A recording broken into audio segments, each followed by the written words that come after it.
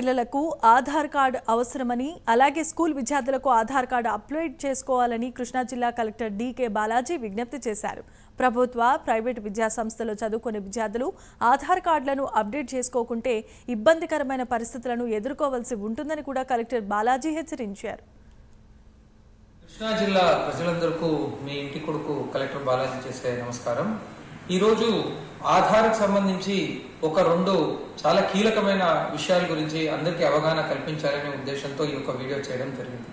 మొట్టమొదటిగా ఆధార్ ఎలా పనిచేస్తుంది అనేది కొంచెం మనం అర్థం చేసుకోవాలి.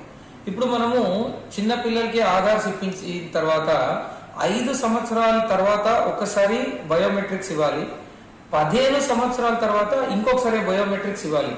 ఈ రెండు ఇవ్వకపోతే మనకు ఆధారు సస్పెండ్ అయ్యే ప్రమాదం ఉంటుంది.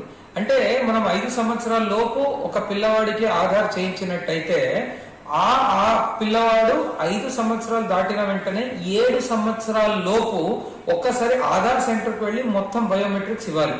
అలాగే అదే పిల్లవాడికి 15 సంవత్సరాలు దాటిన తర్వాత 17 సంవత్సరాల లోపల మనం బయోమెట్రిక్ అప్డేట్ చేసుకోవాలి. ఇది చేసుకోకపోతే ఆధార్ టెంపరీగా సస్పెండ్ అయ్యే ఛాన్సెస్ ఉంటుంది. పేరెంట్స్ అందరూ కూడా ఇంట్రెస్ట్ తీసుకొని పిల్లలందరికీ కూడా మీరు ఆధార్ చేయించాలి అని కోరుకుంటున్నారు.